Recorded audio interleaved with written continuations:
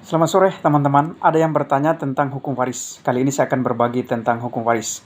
Nah, kalau kita belajar tentang hukum waris di Indonesia itu bersifat plural, oleh karena hukum waris itu ditemukan dalam kurang lebih ada 3 sistem hukum.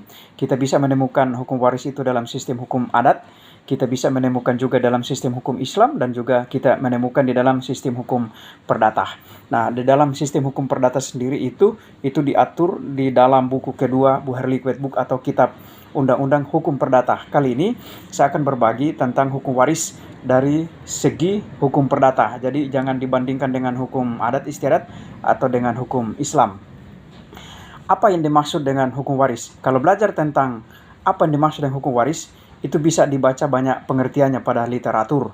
Tetapi Immanuel Kant dia pernah bilang begini, "No susenda juristen ene definition su ihram begriffen von recht." Artinya para ahli hukum sudah berabad-abad lamanya mereka mencari definisi yang paling tepat dari hukum tapi tidak menemukan.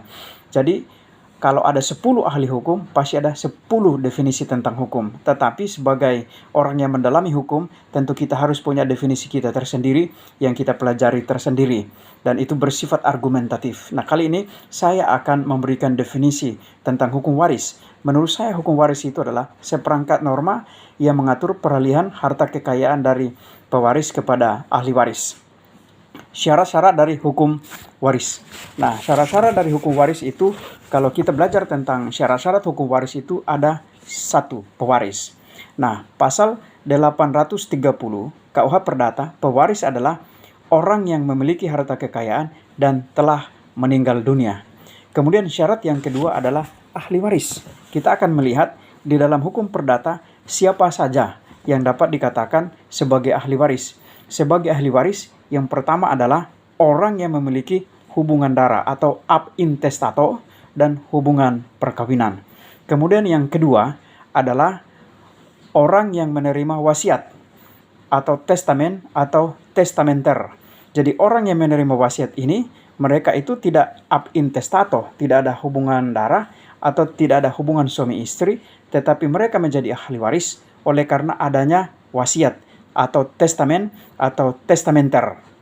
Wasiat itu sendiri ada wasiat holografis, kemudian ada wasiat umum, kemudian ada wasiat rahasia, kemudian ada wasiat yang kalau kita lihat dari segi isinya itu adalah wasiat tentang pengangkatan pewaris. Kemudian ada juga yang disebut dengan wasiat hibah. Kemudian ya, syarat yang selanjutnya adalah sesuai dengan pasal 838 KUH Perdata. Nah, di dalam pasal 838 KUH Perdata atau Buherlik Wetboek itu ada orang yang sesungguhnya dia sebagai pewaris tetapi tidak patut diberikan warisan. Nah, siapa saja yang masuk sebagai pewaris yang dinyatakan tidak patut menerima warisan. Mereka itu adalah orang yang dipersalahkan karena membunuh atau mencoba membunuh pewaris. Kemudian kedua adalah mereka yang memfitnah pewaris. Kemudian yang ketiga adalah mereka yang menghalang-halangi atau mencegah pewaris membuat wasiat. Kemudian yang keempat adalah mereka yang dengan kekerasan menggelapkan, merusak, bahkan memalsukan surat wasiat dari pewaris. Itu yang menjadi syarat-syarat dari warisan. Nah, di dalam kita belajar tentang hukum waris, itu juga dikenal asas-asas di dalam hukum waris. Tentu sekali lagi dari segi atau sudut pandang hukum perdata. Asas yang pertama adalah adanya kematian. Jadi adanya kematian. Jadi pewarisan nanti timbul setelah adanya kematian dari pewaris. Kalau orang yang memiliki harta kekayaan dan dia kemudian masih hidup, maka itu belum timbul yang disebut dengan warisan. Kemudian yang kedua, adanya hubungan darah atau yang tadi dijelaskan ab intestato.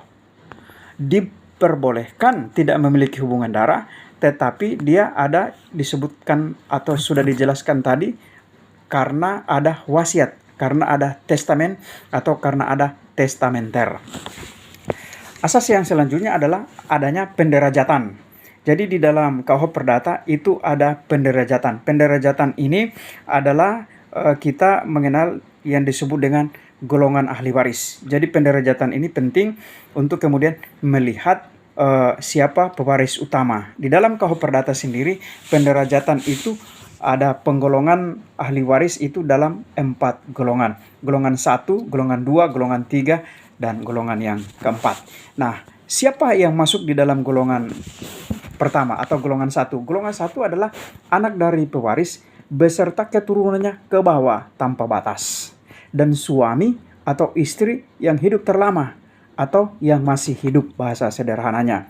Kemudian kedua, siapa yang masuk kategori golongan kedua? Golongan kedua adalah ayah dan ibu dan saudara atau saudari dari pewaris. Golongan ketiga, siapa yang termasuk golongan ketiga? Golongan ketiga itu sederhananya adalah kakek dan nenek dari pewaris. Golongan keempat, siapa yang masuk golongan keempat? Golongan yang keempat itu adalah sanak saudara dari pewaris. Bisa paman, bisa bibi, atau bisa papa ade, bisa mama ade, mama akang, papa akang. Itu yang masuk di dalam kategori penggolongan pewaris di dalam hukum perdata. Kemudian di dalam hukum waris juga, dalam hukum perdata itu mengenal adanya pergantian tempat. Pergantian tempat ini maksudnya begini. Kalau tidak menemukan di golongan 1, maka jatuh ke golongan kedua. Kalau tidak ada pada golongan kedua, maka jatuh pada golongan ketiga. Kalau tidak ada pada golongan ketiga, maka jatuh pada golongan keempat. Kalau semua golongan ini ditelusuri ternyata tidak ada, maka harta kekayaan itu jatuh kepada negara pada badan peninggalan harta kekayaan. Kemudian di dalam hukum perdata juga terkait dengan pewarisan ini atau dengan warisan itu mengenal yang disebut dengan asas bilateral. Artinya bahwa pewarisan itu bisa dari garis keturunan ayah atau juga bisa dari garis keturunan ibu.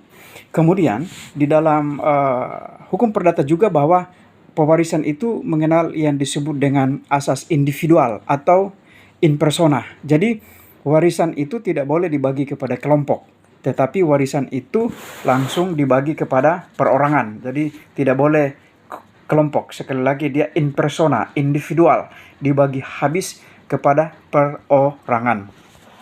Kemudian asas yang selanjutnya adalah yaitu adanya kewajiban yang beralih kepada orang yang menjadi ahli waris. Jadi ketika diwariskan maka hak dan kewajiban atas harta kekayaan itu telah beralih kepada ahli waris.